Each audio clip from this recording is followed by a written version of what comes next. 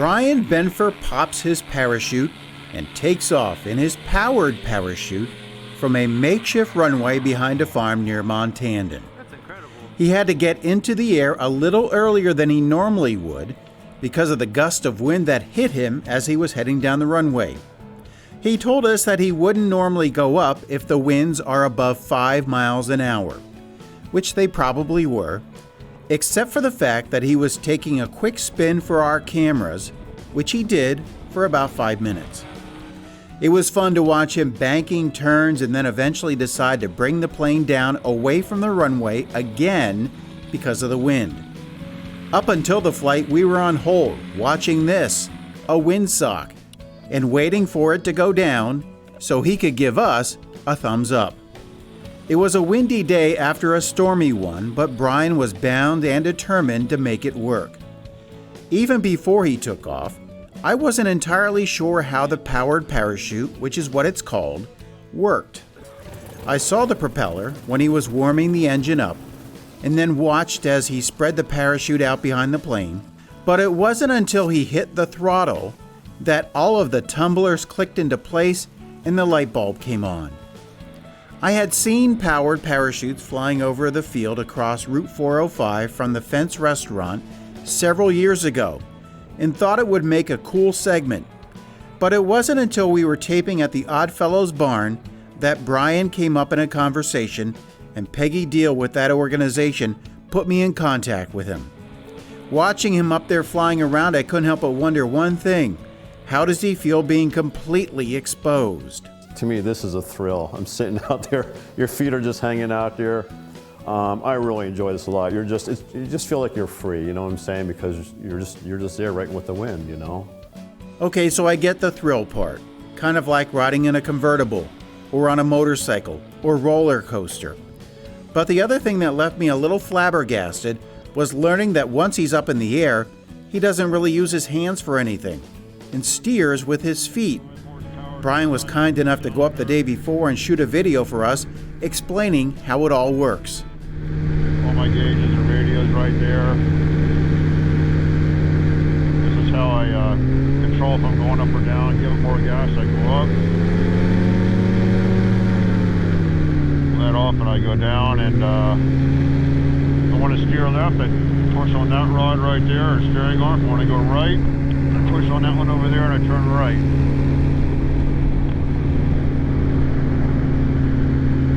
Then when I'm on the ground, just turns my front wheel up front up there, so I can steer when I'm on the ground running around there. So we make it all work. That also helps explain how Brian was able to shoot the video of that explanation.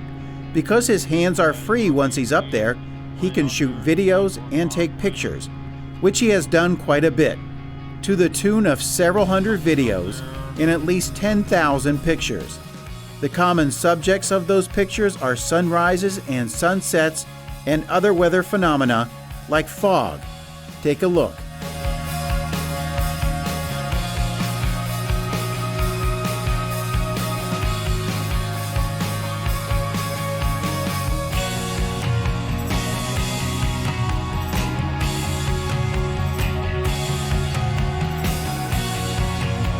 The same goes for videos. When he's up there, if he isn't taking pictures or talking to his friends over their radios, then he's shooting videos. And while some are like this one, of the land down below, whether it's western Northumberland County or eastern Union County, he does focus at times on a very specific topic for his videos. It was back in 2016 while flying over Winfield that he saw the work on the northern section of the CSVT and took some pictures. It's something he then decided to do each week until the project was completed. Once it was done, he made the 20-minute flight down to the southern section at Selinsgrove, and he plans to do the same thing there until that part of the project is completed. Now I'm coming up on 11th Avenue. There's going to be a bridge across here. Well, a bridge across Stetler back there. And also a bridge across 11th. Almost got the box culvert done, I see.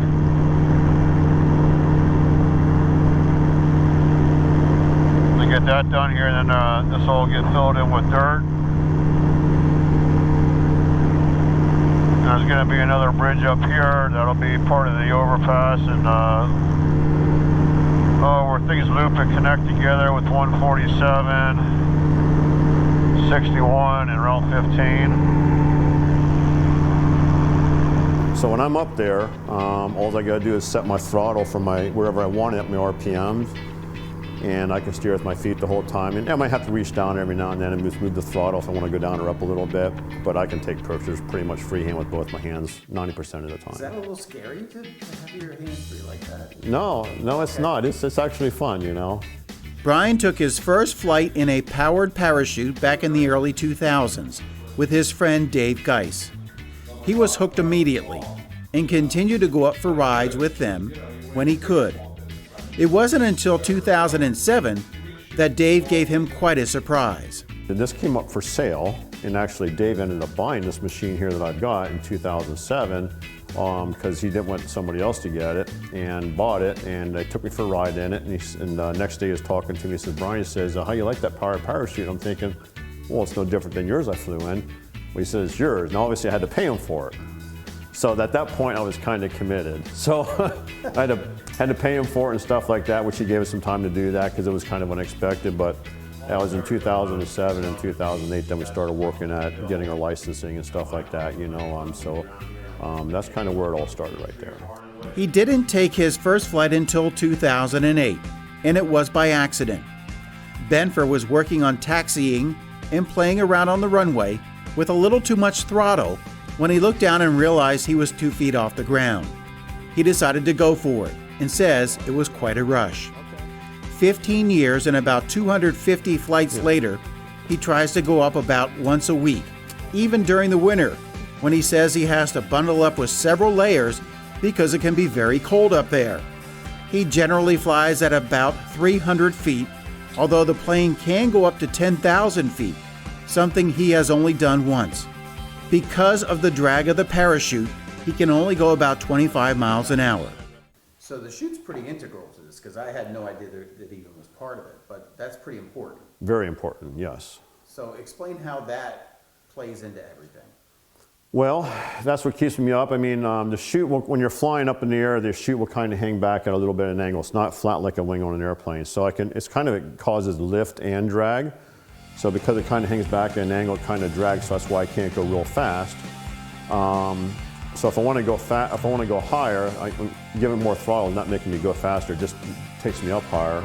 And if I want to come down, I let it off the gas and it brings me down, but I can't go more than about 25 on a calm day. But that controls everything. You know, if it's windy up there, I'm going to feel it because it's going to bounce me around a little bit, you know. But that controls everything. The chute's very important. I have a lot of different strings going up to it that holds that thing there. There's cells in it that open up to catch all the air. But again, that's how I steer, that's how I stay up. That controls everything with this. It's kind of a safety component as well. Absolutely. He tries to stay up there for about 2 hours, but could fly for 3 if he wants to, thanks to his 11-gallon tank. One thing you may have noticed is the extra seat on the powered parachute. Brian does take passengers up with him from time to time. I couldn't go up with him because, number 1, I wasn't dressed for it, but more importantly, number 2, I'm a little over the weight limit. Brian says that at one time there were a dozen people flying powered parachutes in the area, but that number has dropped down to about 3. There were 3 other powered parachutes in the barn where we met Brian, including one that was just about new and very powerful.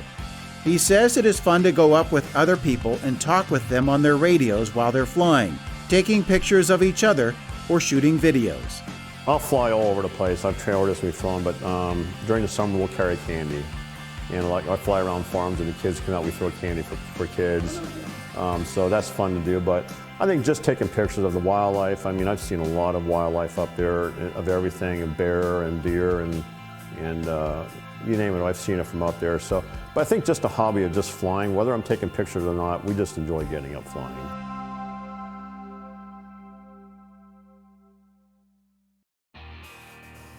Brian says when he flies, he usually takes off from that landing strip south of Montana, but he also flies out of the island in Sunbury and from his home in New Columbia.